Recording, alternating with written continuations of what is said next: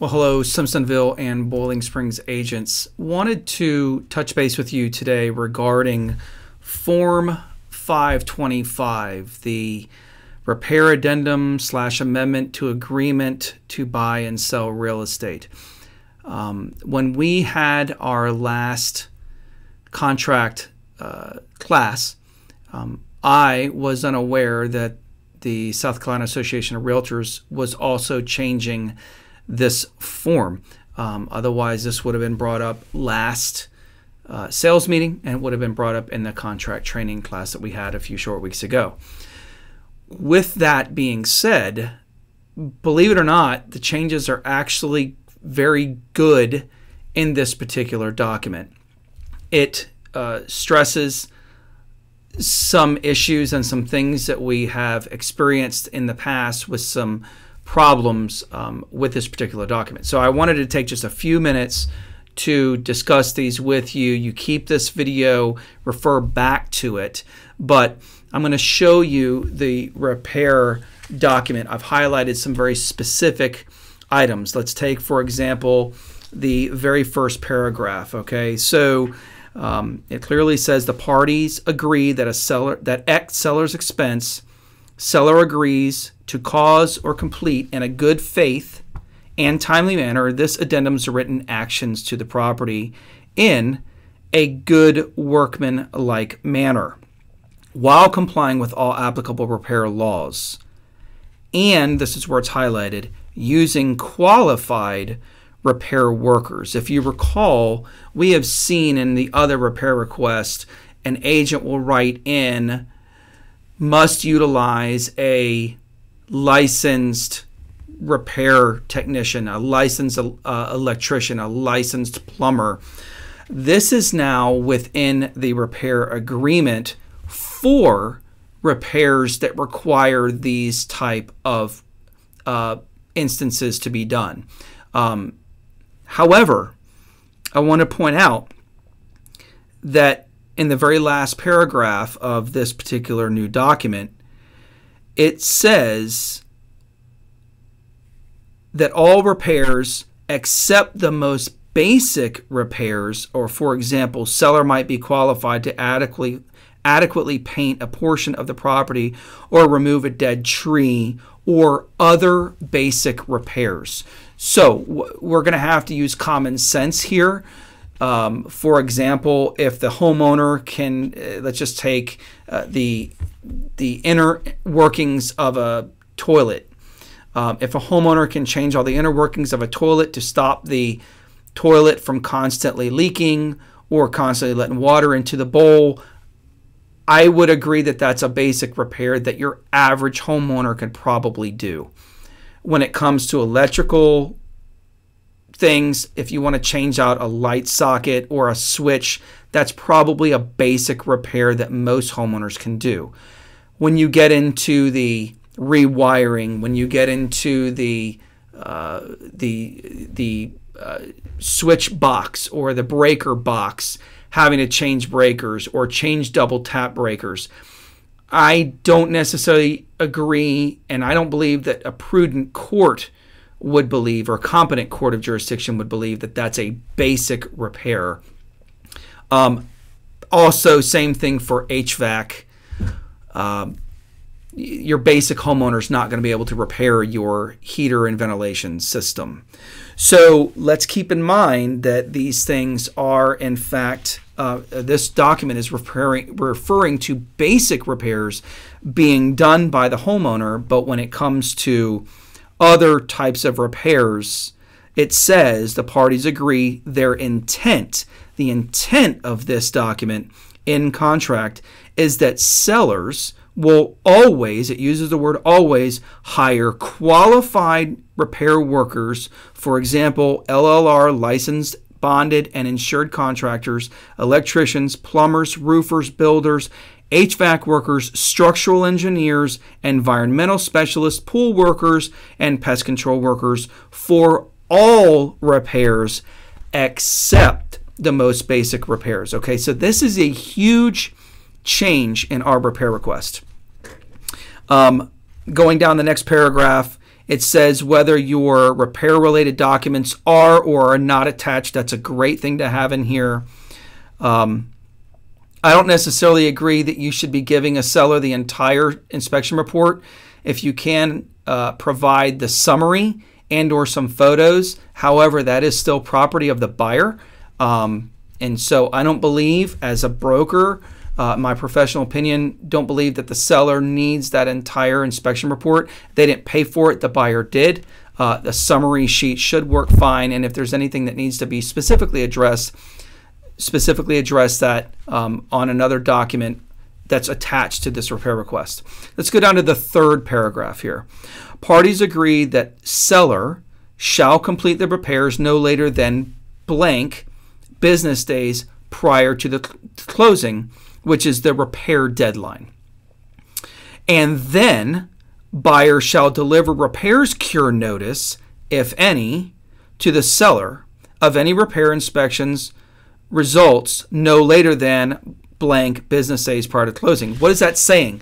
It's saying that once these repairs are done by the seller so many days prior to closing, the buyer then has to check out those repairs being made with their qualified contractor or home inspector, and then the buyer has so many days prior to closing to let the seller know of the results. So for example, if the buyer's inspector found that the seller did not adequately repair a requested repair in that reinspection, the buyer is now responsible for letting the seller know so many prior days to closing. It goes on and then says, and then seller shall cure any repair issues, if any, thereby completing the repairs no later than blank business days prior to closing. So you have 3 business day time frames when repairs are said to be done by the seller to hit. It goes on to say, note, best practices is to insert descending numbers in these blanks. That's common sense. You want to give the seller 10 days prior to closing to get all repairs.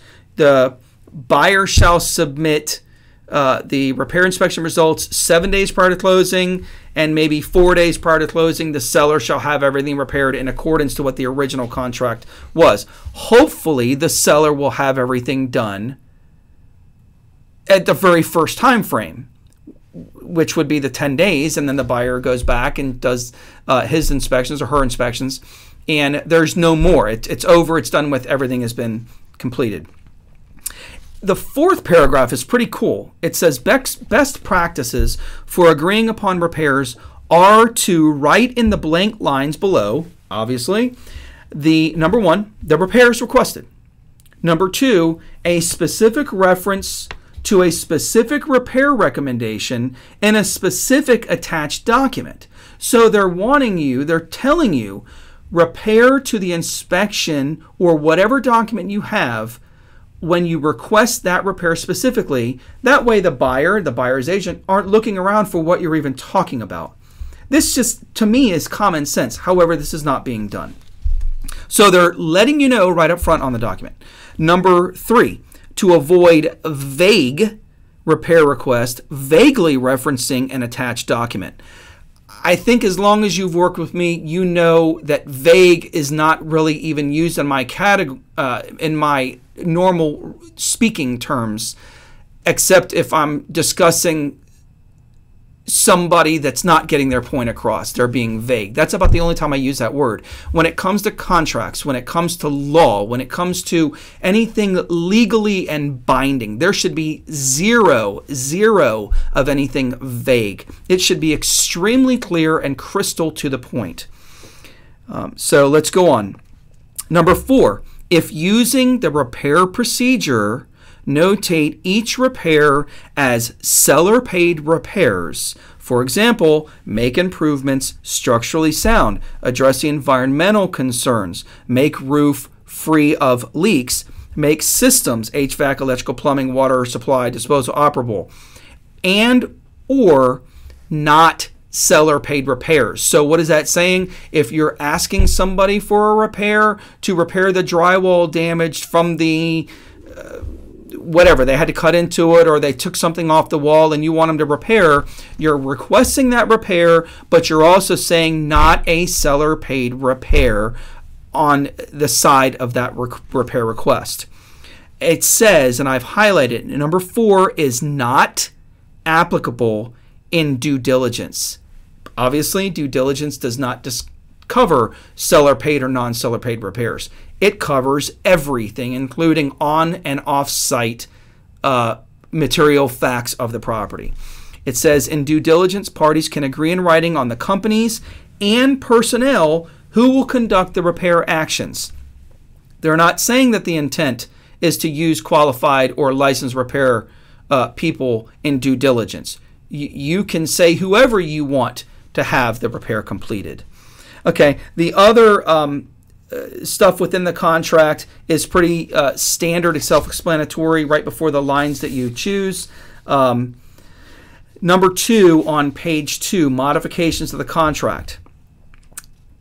It says, upon parties agreeing to this repair addendum amendment to the contract, the buyer waives any due diligence right to terminate this contract. So remember, if buyer and seller both agree to this repair request, the buyer does not have the right in due diligence to walk away prior to their due diligence time frame. I forgot the name. The due diligence expiration date. Okay, so once this is agreed upon, buyer has to stay in the contract if parties have agreed to a due diligence addendum. This repair agreement modifies the contract. This repair agreement replaces any agreed upon due diligence addendum. Therefore, buyer should include all desired due diligence repairs in this repair addendum. Hence, it modifies the repair addendum contract. Okay. It goes on to expiration. We already know about the expiration. I told you expirations are absolutely needed within the due diligence period. If you have a due diligence addendum, it's not necessary when you have a repair procedure because those dates are specified within Section 8 of the contract. However, if you look, and I've highlighted it here, party stated expiration of a proposed addendum does not, and it's even underlined and bolded, it does not extend any due diligence period. Stop here. If you need to extend your due diligence period, you must ask for this prior to the extension, prior to the expiration of the due diligence period. Do it on a blank addendum. I don't care how it's done, just as long as it's agreed upon by both parties and it's written and made part of the contract and uploaded to DTR. We have got to have all documents related to that file in your DTR room. What I'm seeing is we're agreeing to extensions, we're agreeing to things, and we're not utilizing the changes to pending contract within the DTR room. Please, I ask you as your broker, do not have anything contractually related that's signed by both buyer and seller not in your DTR room. It must be in this office at all times once it's agreed upon by buyer and seller. Let me go on. It says parties stated expiration of a proposed addendum does not extend any due diligence period, if any, and does not change the contract's time frame for the seller to respond under any repair procedure, which is what I was talking about before and we talked about in the other classes that I spoke of. Just because an agent puts an expiration date in here, it does not override what the contract states in Section 8 of when the seller is to respond or when the buyer is to respond. It's very specified in Section 8. Okay, so those are your changes to the repair procedure. I hope these have made sense. If not, come to me. We'll discuss it. I will have this document sitting on my desk somewhere highlighted, and we can address those corrections or those changes accordingly.